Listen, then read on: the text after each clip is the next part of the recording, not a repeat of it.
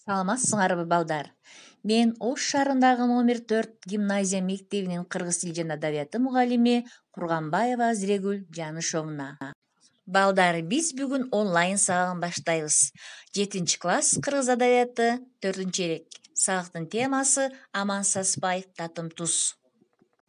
Бүгүнкү сабагыбыздын максатында кыргыз элинин белгилүү жазуучусу Аман Саспаевдин өмүр таржымалы жараткан чыгармалары жана татым туз аңгемеси менен таанышабыз. Бул чыгармадагы каармандардын сагынычы, кайгысын ачып берүү менен мекендин татым тузунун сыры, ыйыктыгы жөнүндө түшүнүк алабыз. Ар бирибиз өз мекенибизди сүйүүгө, даңазалоого, урматтоого жана патриоттулук сезимди ыйык сактоого тарбияланабыз. Жаңы теманы түшүндүргөнгө чейин мен силерге төмөндөгүдөй суроолорду бергим келет. Биринчи, жети атаңы билесиңби? Кыргызстанда канча облус бар? Манастын канча осуяты бар? Үркүн кайсы жылы болгон? Кыргыздын канаты эмне? Кыргыз элинин белгилүү жазуучуларынын бири Аман Саспаев Түп районунун Кең Суу айылында 1929 жылы 15 октябрда туулган. Атасы Саспа 1930 жылы каза болгондон кийин апасы майда балдары менен төркүндөрүндө жашайт. Аман Саспаевдин үй бүлөсү Кытайга жөө качып жөнөгөндө болочок жазуучу 4-5 жаштарда экен. Алар Кытайдын Кулжа деген шаарына бир ай дегенде жөө жетишет. 1937 жылы Кытайдын Тогуз-Тору уездине караштуу Моюнкүздөр айылындагы уйгур мектептен сабатын ачат. Жаңшаар деген айылында ал кытайча, уйгурча жазганды, окуганды үйрөнөт. Автор узак жылдар бою Кытай тилин издеп жүрүп, 55 000 сөздүк камтыган 91 басым аталык көлөмүндөгү кытайча-кыргызча сөздүк түзгөн.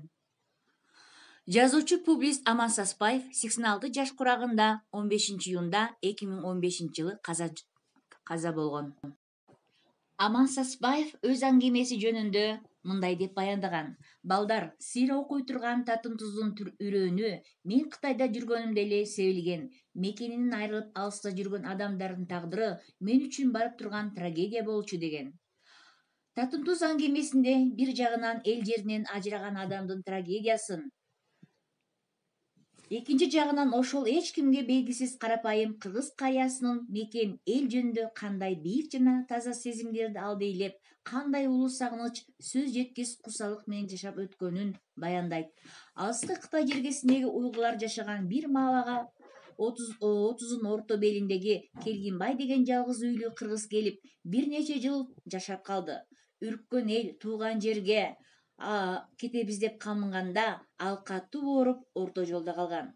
Мекенге кетер алдында Келгинбайдын атасы сакалынан ылдый жашын куйултуп, келини Оймокчонго: жарык дүйнөдө жалгыз балам эле, ал сага аманат, ма топурак өз эл, өз жерден буйрсун, неберемди энеңдин этегине салып бер, балам, жыттап жүрөйүн деди.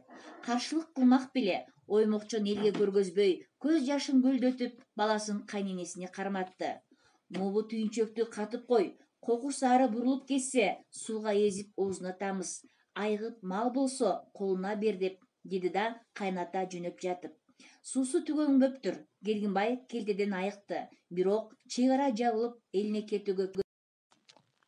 Аңгеме өтө кайгылуу, армандуу аяктайт. Баласы Эшбол окко учуп өлөт. Муну уккан Абышка алжый баштады. Анын адам болбосун байкаган уйгур кошунасы үйүнө киргизип алды.